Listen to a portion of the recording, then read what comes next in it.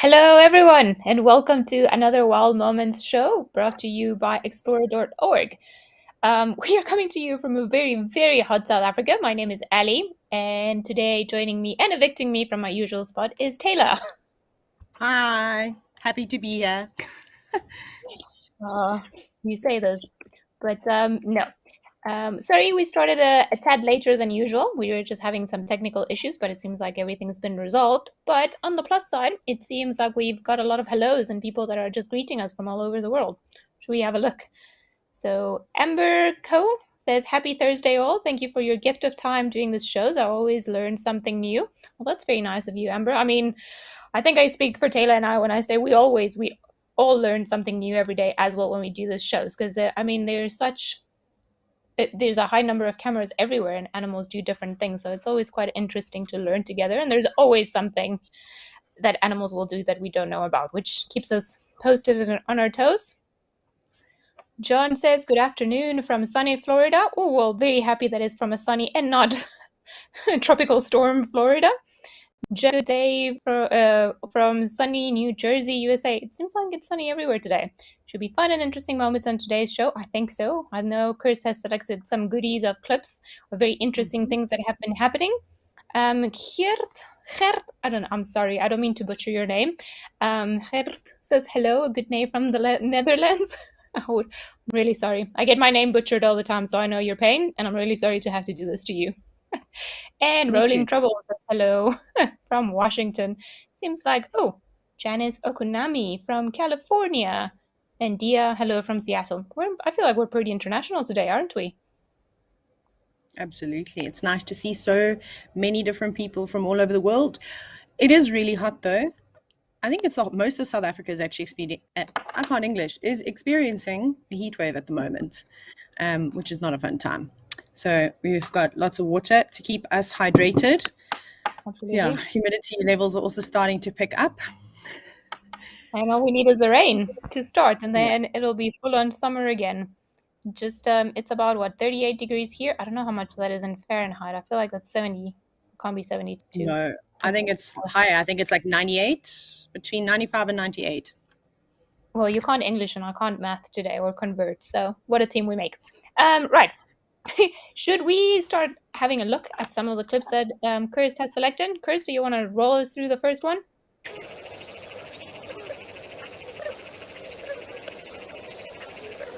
What do we got there? Flamingos? White-faced ducks? Ah, Where are they all gone? There's just one. Why isn't there one flying? Get out of there. there's always a chilled one in every group. Oh my goodness. Who's swimming there? Oh, okay. Is that an otter? So, yeah. Yeah. No wonder everybody was panicking. I would also panic if in the darkness a creature starts swimming towards me. This is a very cool sighting. I mean, we don't get to see otters a lot in the wild. I mean, not around here where we are in the Lowveld anyway. I think maybe some guys that know some spots get a little bit luckier in the Cape Town area. Look at that. Absolutely. That is amazing. And if I was a bird, I'd definitely swim away from an otter because even though we think they're cute and cuddly, they are ferocious carnivores. And they've got big teeth and they eat, obviously, you can imagine, lots of fish life. But where I'm from in the Eastern Cape of South Africa, we used to find lots of feathers in the droppings from otters. Never seen one catch a bird before, but I can imagine that they must. Oh, those are brave black-winged stilts. Yeah. Looks like it's showing some interest. Yeah, it's definitely being pulled by its nose, isn't it? Like it's going somewhere. We don't know where just yet, but there's some intention there. I wonder also, like, if sometimes they giggle. I mean, it caused so many flamingos and look like white-faced ducks, like just to fly everywhere. It looked very funny. It was just, It almost looks practicing. like it's constantly stalking, but obviously it's not. The water just looks like it's quite deep there. Gigi, you're wondering if there's only one species of otter in Africa. No, there are more. There's more than one. I should put it that way. I think there's about 13, if I'm not mistaken, species in total. But We get two in South Africa. We get the spotted neck, I think it's called, and then we get the one that we're looking at, which is a Cape Clawless otter, which are more widely distributed across South Africa. And in this case, I think that's one of the Cape Clawless ones, just based on location. Oh, I definitely want to catch one of those birds. Wow, that's insane. I think that's one of the best otter sightings I've seen, actually. And it's amazing because you probably would never been afforded an opportunity like that if you were sitting there, unless you were sitting in full camouflage and very still. But yeah, that's why these cameras that are based in these places and have infrared are so phenomenal, seeing all of the greatest sightings after dark. Absolutely. And then you also, from a conservation perspective, you can just see, I mean, just leave a camera there and the animals will come. They'll do their thing because there's not a human, there's no human presence. So they tend to forget about the cameras and the technological aspects of it. And so we are afforded with this tiny little insight into their world. Like, it's, as you said, it definitely seemed like it was interested in catching something, but I wonder if it also wasn't playing. I mean, it looked like it was having fun going up and down the water and, just, No, just having a good time. absolutely. Stuck And in bed, animals are you're so wondering funny. what we do when the power is out to stay cool. Well, we wish we were otters. A lot of this. There's definitely a lot of jumping in pools or water bodies just because it gets very, very hot and just pretty much. Funny enough, a lot of the houses, particularly in the low field, they're generally built out of concrete, just and thatch roofs, because the idea is that it tends to keep them cooler in the summertime. So my house is actually very cold in the winter time, but in the summer is, it's okay. It's not too bad. Look, I'm doing a Oh, tour of the thatched roof. Look how high it is. How high are the walls? Only to the ceiling. Maybe like 6 or 7 meters. I don't It's know. It's also a bit crazy. of a waste of space, but that's a different story. Stuck in bed, you're also saying you remember looking for an otter with James at Chitwa. If I remember, there was one a while back that was spotted, wasn't there, Taylor? I don't remember, but I faintly remember hearing that there was like a random sighting like that. I I believe that there are otters in the Sabi Sand because I've seen them. Not quite up in the northern sections, but I mean I've seen lots of tracks and riverbeds and those areas where you'd think that you'd find those animals. And I'll never forget, I was working at Sabi Sabi and I was still doing my internal training. So I was hosting high tea at Bush Lodge one afternoon, and one of the guides who have been there for a long time, I was actually asking about otters and if they had seen any in the area. And the guy laughed at me. He says, "Don't be ridiculous. There's no otters out here." And I kid you not even 20 minutes later, there was a figure that was running from across the open plain. And there's like a big, not a water hole in front of this camp. And from the tree line where there's a little, like it's a dry riverbed, this thing was running. And I was like, what on earth is that? So naturally, the way it was sort of bounding, like you saw that movement in the water, it was doing that over land. They've got very long bodies, otters. And I said to this guide, I was like, it looks like an otter. And he's like, no ways. And then it jumped straight into the water in the watering hole. And he was Oh like, wow!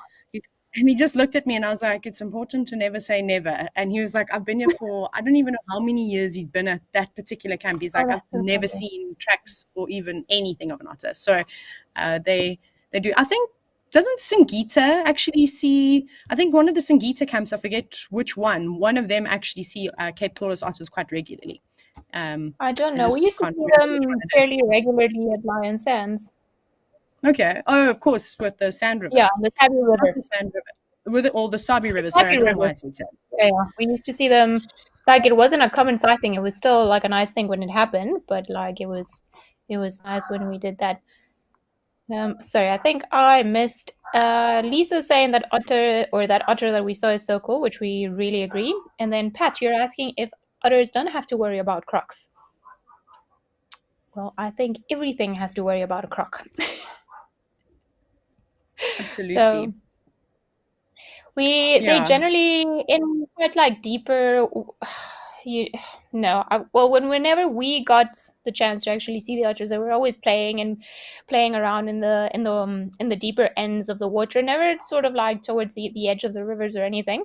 But they do share their space with hippos and crocodiles, so they've got to be very careful. They, of course, always alert, and then they'll be on high alert. But I remember seeing very big crocodiles in the same areas where we saw the otters. So they need to pay attention. Oh, Bob from Kalamazoo, Taylor, 38 degrees centigrade is 100 and 100.4 in Fahrenheit. Oh, I should have stuck with I was only off 98. by about 30. Yeah, you were doing well. My math was not. And then R. Lara Moore, you say the ceiling above Taylor looks intriguing. Yes, it does. It is a Yes, very it is. standard type of ceiling in this area of South Africa. But enough of the ceiling. Should we just go and have a look at our next clip for the day? Which I also think includes a very, very strange creature that we don't see all that often. Look at Look it at the running. just in front of the tree, and there we go.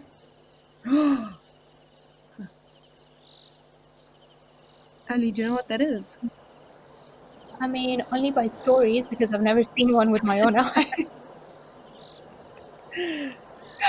That is very cool. Ali has never in her life seen a striped polecat, and to be honest, I never thought I would ever see one in my guiding career either. So a striped polecat, or sometimes they're also called zorillas, and you're very lucky if you can see one of those in South Africa. I know towards the east Oh coast of South Africa, KwaZulu-Natal, they see them. Look at it go. no! That Oh, this scent is marking such a along cool the way. Oh, side look, thing. it's actually hunting. Oh, it's trying to catch things. Maybe it's just hunting for little insects. Maybe there's Yeah, something. The insects are starting now that it's hotter. The insects are starting to come about in full force. So I wouldn't be surprised it's actually chasing a flying little thing or maybe a grasshopper of sorts. But very cool. I remember correctly, Curse mentioned that this is the second time or we presume the same Zorilla has been seen on the camera, and this is in Tembin, KwaZulu-Natal, as Tilla was saying there, around that part. And I've never seen one. I have heard, stories of striped polecats being seen before, but I think it's actually worse than a pangolin. It's not even on the list. Like, everybody dreams about the pangolin as the holy grail on safari, and then you start bringing out things like aardwolves and striped polecats and things like that, and you're just like, oh, you'll never find them. absolutely. The first sighting and only sighting I've ever had of a striped polecat was in the Masai Mara Reserve a couple of years ago. And I'd been driving around all night long. And I think it was about 3 o'clock in the morning, just about falling asleep at the wheel. No, I'm just joking. I wasn't. But very heavy eyes. And the next minute, as I was shining the spotlight, I got the reflection of a couple of little eyes, but they were in the grass and looked like in sort of popping up and down from, I didn't know there were burrows there. I thought it was just the long grass. Anyways, it turns out that there were about 4 of these striped polecats. And Ali reminded me that they're solitary. And then so it must have been a mother with kits, with youngsters, which was very special to see. It was brief and but yeah, I mean, I was quite stoked. I don't think there are very many of them left anymore. They're actually quite sought after for bushmeat and also for traditional medicines. So yeah, very sad. But I mean, if you see one, just remember that moment because they don't even feature in my. Hopefully, one day, if I get to see one, I'll probably cry. Oh, I'm not gonna Mm. lie, I'll be so excited because they do look very much like a little skunk. They're distantly related. Our Lara Moore is commenting that this is the first time she's heard of it or seen it, and she says that it looks Hmm. like a skunk, which it really does. They're also well known for their anal glands, as many of them are. Yeah. Mary M., you are wondering if striped polecats sleep in holes during the day. Where was yours, Taylor? Well, mine was at nighttime, and they seemed to have a burrow system that they were coming out of, and it was just small, very small, inconspicuous burrows straight in the ground. I didn't go too close to the area because, firstly, if it is kind of like a den site or something along those lines, I definitely don't want to be driving over it. So I imagine that they utilize a burrow system, seen as though they're nocturnal. Oh, that must be so cool to have seen that. Christy, you're saying that it's a great sighting and it's only the third time in the last two where a quick glimpse on the live cameras. Well, then we're very happy that we actually got to see it and share it because, I mean, it went on forever. It's all of the nighttime creatures are definitely coming out and then just enjoying being on camera. I think it's also October is a month that is very well known for being very hot and very dry just before the rains start. So there's very little vegetation. I think it's going to start changing roughly once and we have more vegetation, then it might be a tad more difficult just to see some of those creatures in the long grass or amongst the leaves. Bob from Kalamazoo, you're wondering if it releases a foul odor. Well, it can, but it's not like a skunk as far as I know. It's not like it's going to spray it onto you, or does it, Taylor? I'm not actually sure. I I know think very they little do. about striped polecat.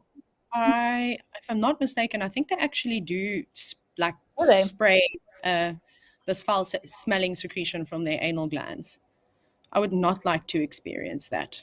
No thanks. No, but I can tell you. So I used to work in a wild vegetation center, and then we obviously did animal husbandry, and I was very lucky to raise a honey badger, which also related Wow. to skunks in striped polecats in a way. And I can attest that their anal glands and the secretion that comes out of it, it doesn't matter what animal you are, it's disgusting. It's a very strong smell. You genuinely know it's there. So I would imagine that whatever one of them of all of these species in those big families, that if they do release, I mean, I'm talking now from mongoose to civets to badgers to skunks and everything else in between, they never smell nice. And there's a Mm-mm. purpose for it. Generally, is just to make whatever it is go away. And obviously to advertise their presence to other individuals that they might want to let know if that's why they're marking. I'm really glad Um, we don't do that.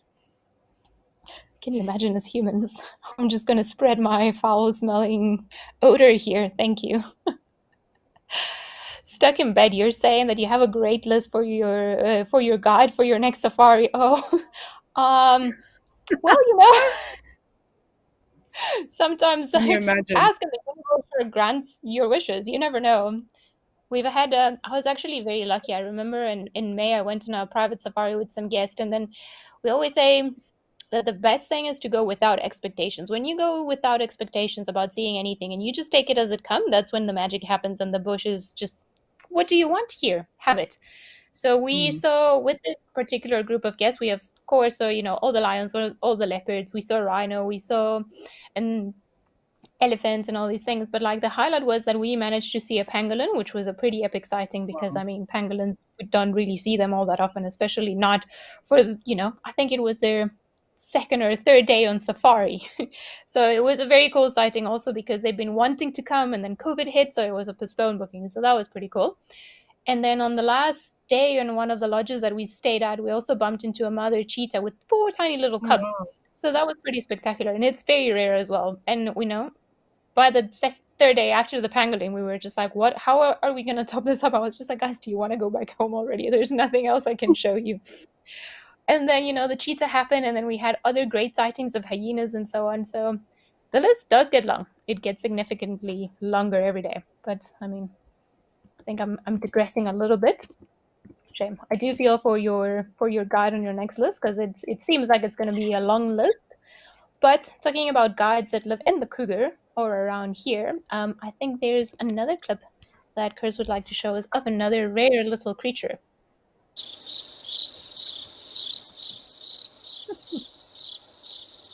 I like that it's been all the nocturnals.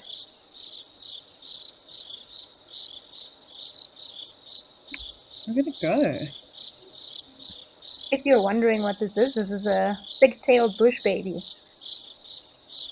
So we get two species of bush baby around here. We get the lesser bush baby, which is much, much smaller, and then we get the thick-tailed, which is maybe the size of a cat, I would say, especially if it's a well-fed one. Yeah, they become quite large, but they're still nimble though. Look how it's able to very gracefully clamber over all those branches. The only time they make a noise is when they end up landing on top of the thatched roof. It does sound like quite a big thud. What are you doing? Where are you going to go next? Are you going to do a big leap or just sit on the branch? No, you're going to just go down that way. Yep, just gonna take it easy. They've got very fluffy tails too. Look at Oh, those ears working as well, listening out for all sorts of things.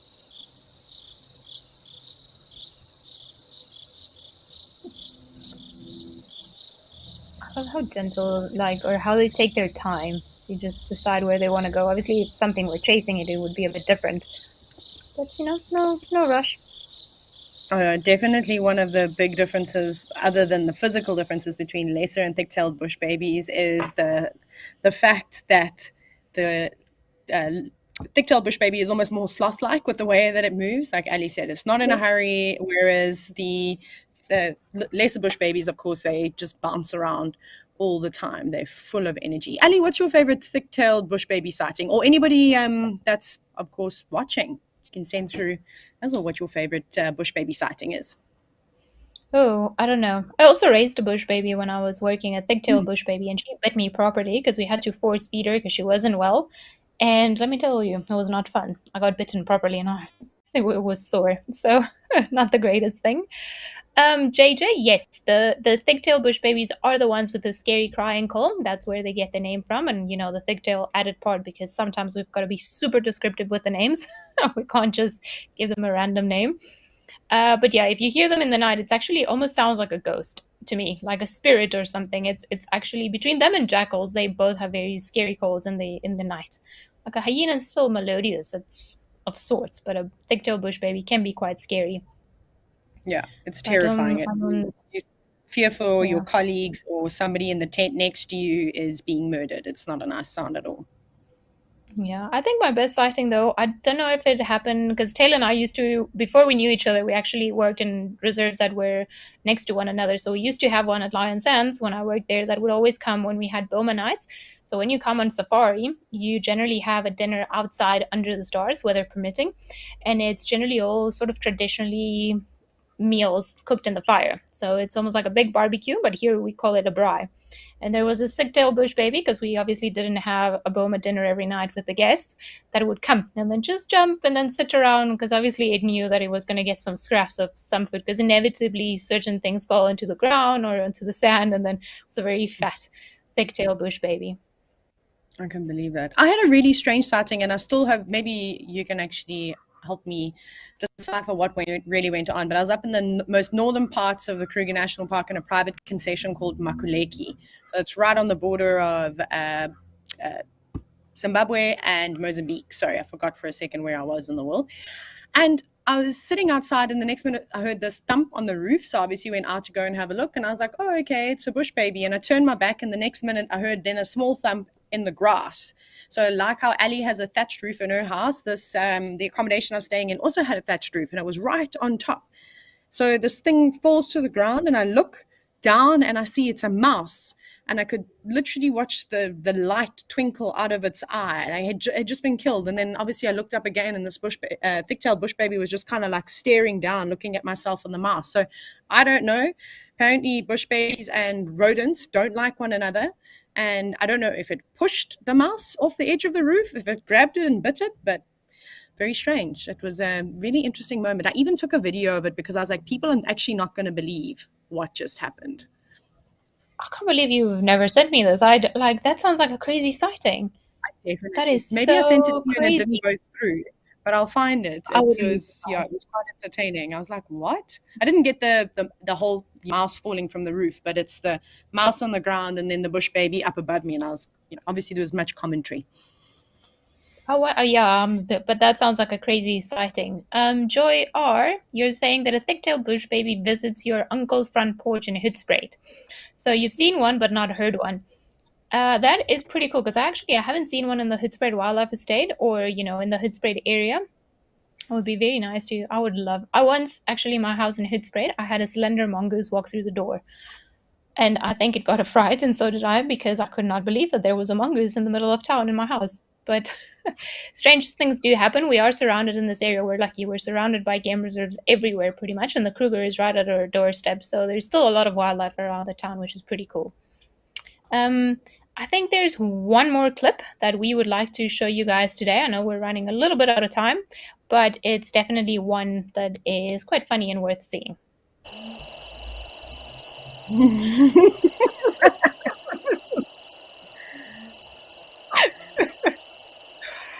No If there way. was ever a way.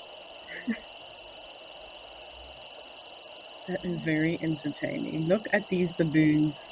sleeping. It looks like they're up in a jackalberry, which is a great place to take refuge in the evening. How is that comfortable? We look at creatures on trees and then you often wonder. But It's just it does seem like it's living its best life or having its best nap. it's just unbelievable how they can hold on like that and not actually fall off.